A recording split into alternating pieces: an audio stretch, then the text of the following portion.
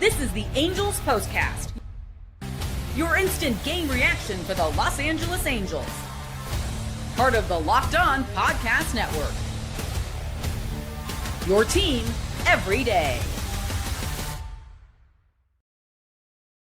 My, oh my, my, oh my. Hello, Halo Nation. Hello, Halo hopefuls, and welcome back to the latest edition of the Locked On Angels Postcast, coming at you live, as always, after every single Angels game, right here live on the Locked On Angels YouTube channel, and after the fact, both on the channel and wherever the heck you get the Locked On Angels audio podcast feed.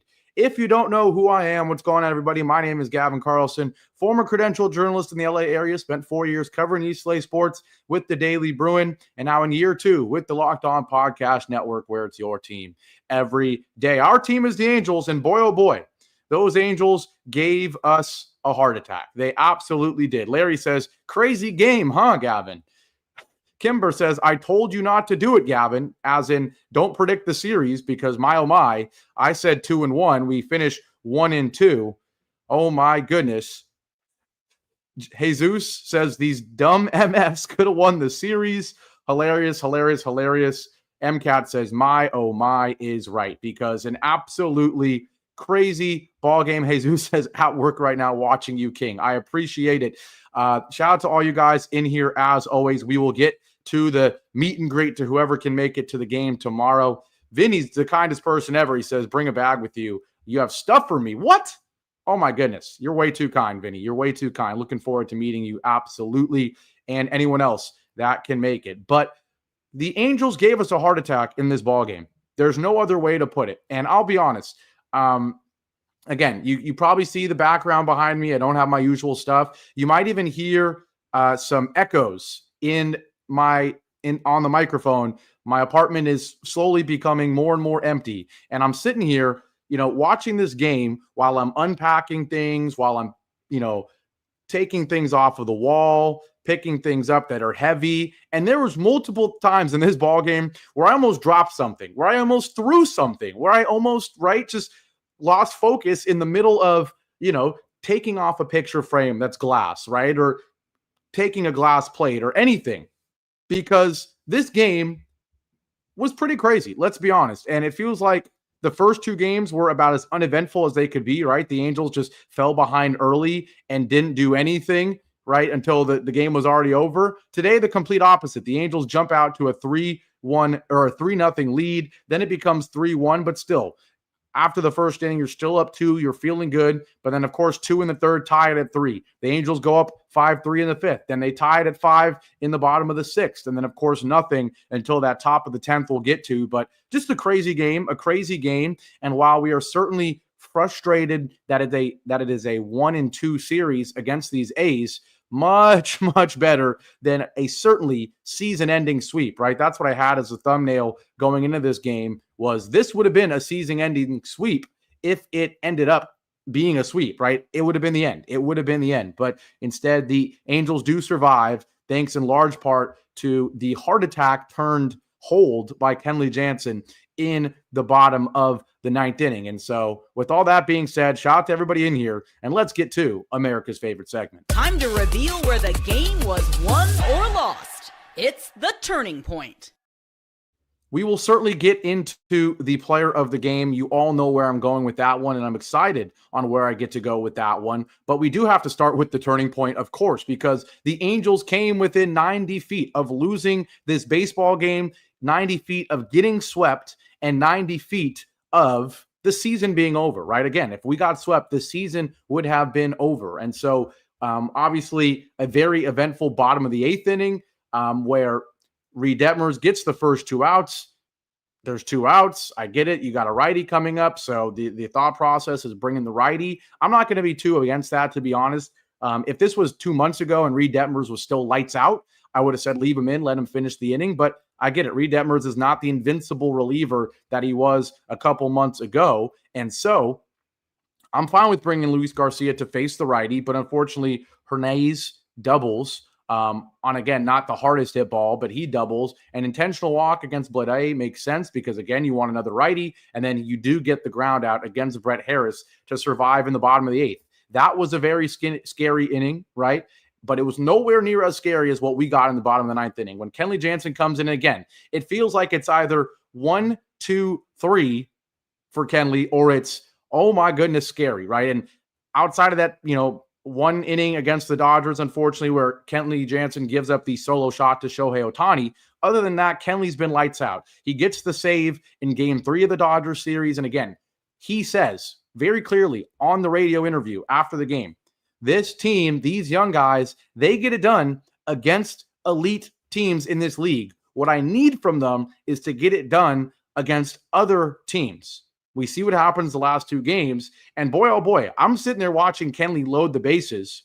And I'm thinking, I'm sorry, bro. If you give up this run here, if we lose this game, if we get swept right after you said what you said, but you contributed to the sweep by blowing this game, I'm sorry. I would have to look at Kenley a little bit and go, hey, you got to lead by example, right? Because clearly you leading by whatever you're saying in the locker room, the clubhouse, isn't enough. Whatever you're saying on the radio isn't enough. So if you got to, if you blow this game, or if you get it done on the field, that can motivate your team. If you blow it and you lose this game, then it's over. It's over. And so fortunately, despite a leadoff single from Cortez, then a Nick Kurtz walk, then he gets back-to-back strikeouts. He came so close of giving up a game-winning hit against Brent Rooker. He throws a cutter right down Broadway that Rooker fouls off, and eventually he does strike him out on a slider in the dirt. One thing that the radio broadcast was doing a great job, again, I listen with the radio, watch on TV, they were really emphasizing Logan O'Hoppe is not doing a good job waiting to show where the pitch is going to be, right? When there's a runner on second, Logan O'Hoppe cannot set up the pitch too early, and he was doing it. And the runner on second was signaling to the hitter, hey, this is where the location of the pitch is going to be. And I get it. Some people don't like sign stealing or whatever. At the end of the day, Kenley Jansen's going up there and he's doing one thing. He's throwing a cutter, right? If it's other pitchers, it's different. Kenley Jansen's throwing one pitch. He's throwing a cutter. The question, if he's throwing a cutter on the inside corner that's then coming into your hands, if you're a lefty or if you're a righty, a pitch that's coming at your hands and then cutting into the strike zone, or if it's on the outside corner, right, against a righty cutting outside or against a lefty cutting onto the outside corner, right? That's the only question when Kenley's coming up. It's not what pitch is coming. It's a cutter. It's a cutter. Just like Mariano Rivera, it's a cutter. It's what's coming. And so because O'Hoppe's setting up too early, tipping his hand literally, then it's pretty easy for a hitter to go, oh, the location's inside, I'm taking, because it's going to run into my hands and be a ball. Fortunately, despite a meatball that Rooker fouls off and eventually strikes out for out number 2, despite a 2-out 4-pitch walk where, again, he throws 4 cutters inside against Soderstrom, Lawrence Butler comes up with the bases juiced, and the first pitch, it's a classic Kenley pitch, a cutter up and in. Lawrence Butler, a younger guy, not experienced enough to know what's coming, I guess. He swings at it and he pops it up, and luckily for us, pops it up, we survive. And again, the same way, if Kenley blew that inning and lost us the game and resulted in a sweep and resulted in the season being over, I would have been very critical of Kenley Jansen, saying, come on, bro. You got to walk the walk, right? You talk the talk. It clearly didn't work. Right after you said what you said, you lost 2 games to the A's. At least walk the walk and perform on the field, right? So in the same way, I would have been very critical of him if it didn't go well. I got to say, at the end of the day, you got it done. Shout out to you, Kenley Jansen. And look what happens when you lead by example, right? I'm not going to say that Kenley alone is the reason the Angels explode in the top of the 10th, but the fact that he gets the job done, gives us a heart attack, gives his teammates a heart attack, but then gets the job done, it leads into the ultimate turning point, the top of the 10th, where Michael Kelly comes in for Newcomb. And I don't know if he was betting on the Angels. That's a joke because he bet on sports and got suspended, but he comes in immediately with Mike Trout on second, of course, as the Manfred man, immediately throws a wild pitch, ends up being a pass ball on Langeliers that advances Mike Trout to third. And I cannot emphasize how huge this play was, because you know how bad the Angels are when there is a runner on second in the top of the 10th to start the game, and I want them to bunt. Taylor Ward's not bunting in that example. And so it's going to be, let's see what Taylor Ward can do. Fortunately, he doesn't need to do a bunt. He doesn't need to have a productive out, or he doesn't need to get a base hit because Trout's immediately moved on to third. And obviously, the A's have their backs against the wall now. Now, they're looking back at how they handled this at bat with Taylor Ward, and they're certainly regretting it because some people would make the argument, hey, just pitch at him. If he gets a ground ball or a sac fly and Trout scores, whatever. They got their one run on the Manfred run, but then the bases are empty with one out. You get two outs. You go into the bottom of the 10th, trailing 6-5, right? That's what the A's could have done. That's what a lot of teams do is they say, hey, we're not going to pitch afraid to a guy like this. If he gets a sac fly or a ground ball for a productive RBI out, hey, tip the cap. Let's just do the same in the bottom of the 10th.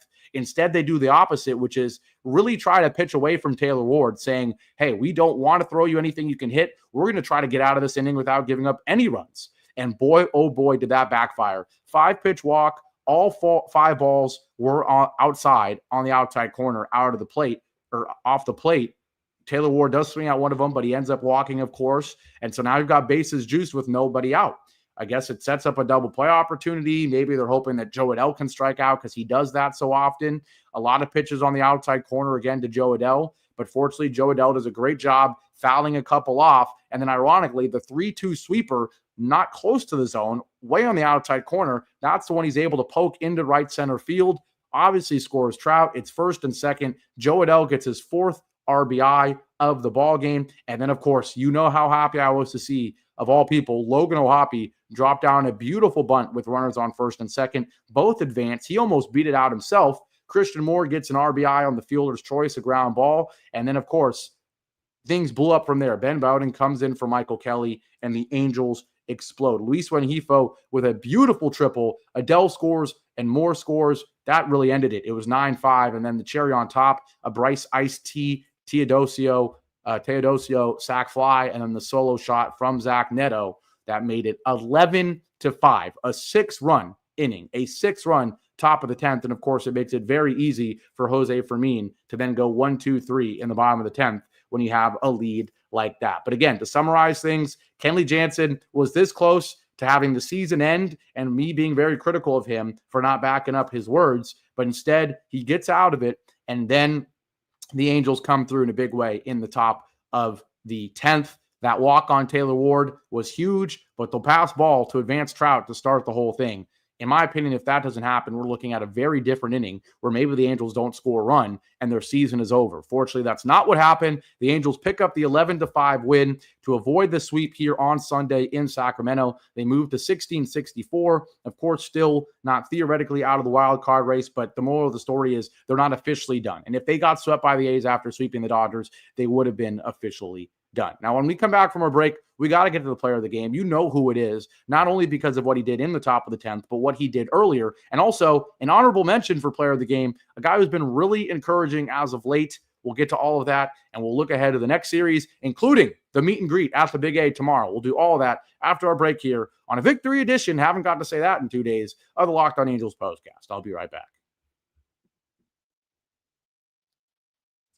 Now, on this Sunday, today's show is brought to you by a familiar sponsor that we haven't gotten to talk about in a while, and that is Prize Picks, the daily fantasy platform that lets you turn your football predictions into real rewards. Preseason is already heating up in the NFL. We know that. I'm doing the Locked On Rams squad show, so if you haven't been checking that out, please do. But the preseason is heating up in the NFL, and college football isn't far behind. Whether you've got your eye on big-name quarterbacks or breakout running backs, Prize Picks makes it easy to get into the game. For example, if you're excited about a certain player, Joe Burrow, Saquon Barkley, Josh Allen, Aaron Rodgers, right? You can bet on them every single game, right? My favorite thing about Prize Picks is how simple it is. You just pick more or less on 2 to 6 player stat projections. If you get the picks right, you can cash in and win up to 2,000 times your money. 2,000 times your money.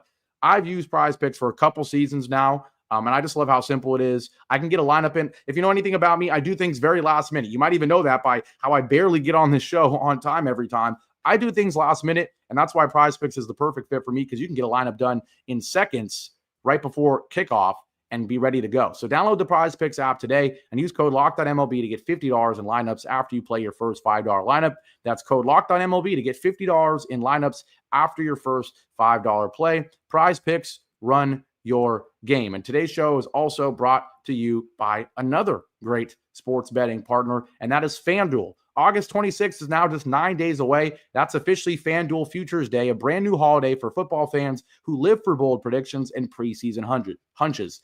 For just 24 hours, FanDuel is giving you deals on NFL season predictions. So whether you're calling your MVP, eyeing a long shot division winner, or ready to crown your Super Bowl champ before week 1 even kicks off, this is your moment. My flyer for the MVP race, I'm going Joe Burrow. Justin Herbert, another honorable mention if I'm talking about a flyer. And if I'm talking about a flyer to win the Super Bowl, I'm going with the Rams. I'm going with the Rams. So visit the FanDuel app today and start planning your futures bets now, because Futures Day is one day and one day only. FanDuel, play your game.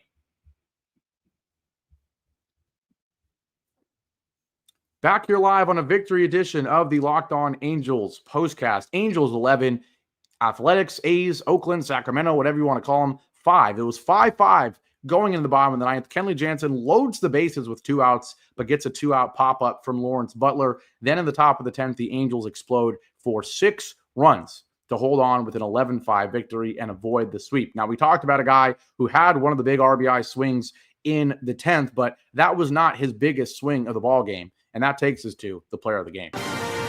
This is the Locked On Player of the Game. Couple guys had good performances in this one. The Angels with 11 hits, right? We had 3 different players with multi-hit games. We had 3 different players with multi-RBI games. And we also had 2 different players get walked twice in this ball game. Yet the player of the game, without a doubt, it's Jo Adell. 3 hits, the 3-run home run, and then the RBI single in the top of the 10th inning. That 3-run shot in the top of the first inning obviously set the tone, right? Without that, this whole game could have looked a lot different. We could have been talking about the Angels in another game where they fall asleep at the beginning, fall behind to the A's, and then just roll up into a ball and absolutely do nothing, right? But instead, despite 2 outs and just 1 guy on first base and Nolan Schanuel, we get a 2-out double from Jo Adell that makes it 2nd and 3rd, and then Jo Adell comes up against Springs, and he wastes no time. You're against this is what I need to see from you, Jo Adell. I'm not asking you to be Aaron Judge. I'm not asking you to hit 330. I'm not asking you to hit pitches that are impossible. But if you're going up against a lefty who's going to throw you an 88-mile-an-hour cutter right down the middle, man, that is what you got to destroy, and that's exactly what he does. First pitch, cutter right down the middle, hits it 115 off the bat, a frozen rope to left field. The line drive gets out 395 feet, and just like that, a 2-out rally turns into a 3-0 Angels lead, but that wasn't it. Obviously, we talked about the RBI in the top of the 10th. He did have a strikeout in the top of the 3rd inning, right? But still, he does get a 3rd hit as well, being a double and another line drive. You love to see it. Almost a 2nd home run, right? 360 feet, ground rule double. This one, a fastball in the outside corner, and it's just so great to see, right? Whether you're crushing a frozen rope on a cutter right down the middle, or in this case, hitting a outside fastball opposite field, another hard hit ball, 103 off the bat. The swings look great, and Jo Adell is your player of the game. Again, 3 for 4 with the 4 RBIs, the 3 runs in this ball game. Just a great performance. 3 for 5, excuse me. And despite the 2 strikeouts, I'll take the 2 strikeouts any day if you're going to do what you did there. Now, honorable mentions for player of the game. A couple guys got on base a few times. Nolan Schanuel sitting there going, what else do I got to do, Gavin? I get on base 4 times, 2 hits and 2 walks. That on-base percentage continues to rise, and I know we would love to see the OPS a little bit higher. I know we would love to see a little bit of power from Nolan Schanuel. But again, I think him, along with a guy like a Bryce T, these are the perfect guys you need in this lineup. We don't need everyone to be an extra base hit or bust, an extra base hit or strikeout type of guy. We need guys who are going to get on base. And Nolan Schanuel, a 359 on-base percentage is fantastic, right?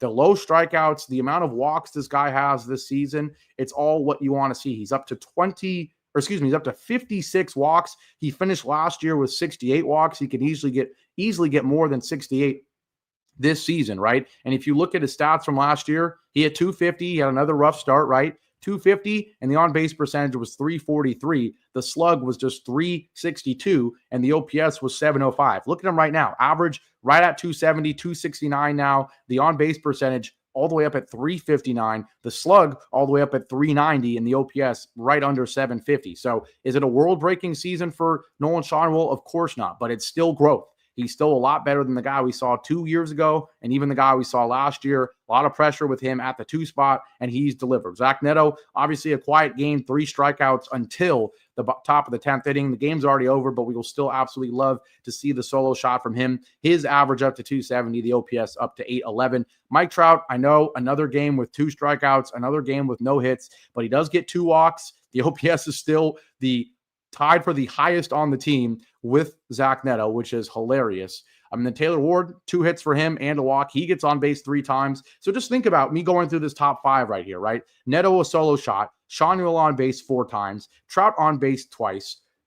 Taylor Ward on base 3 times, including 2 runs. Trout had 2 runs as well. Jo Adell, the player of the game, 3 for 5 with a 3-run shot. Another RBI single. Fantastic.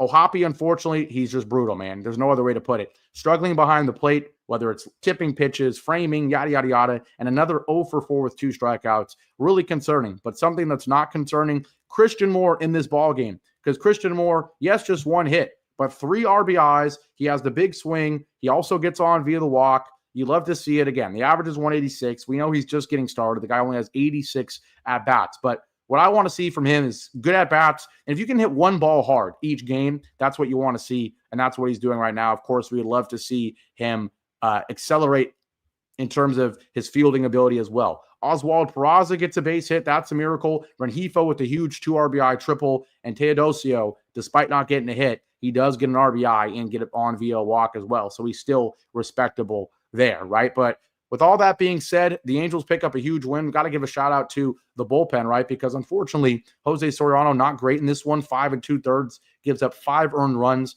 just only 1 walk.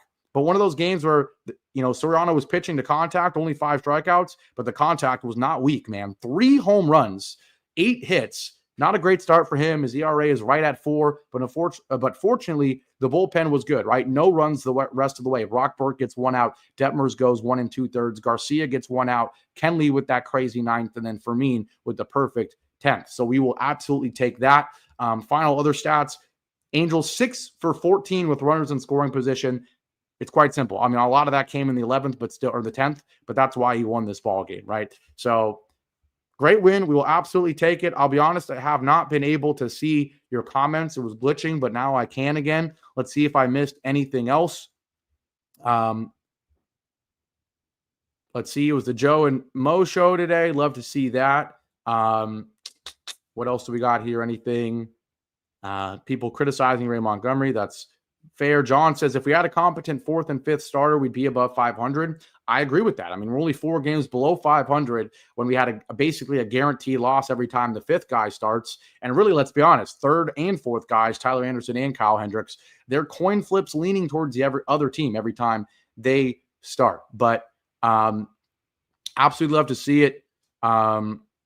Quincy, I disagree that the starting pitching is the biggest issue, but it's certainly frustrating that your best options are Kikuchi and Soriano, knowing how quickly it falls off after that, right? But before we wrap this one up, again, I will be at the Big A tomorrow. I see someone in here asking where I'm going.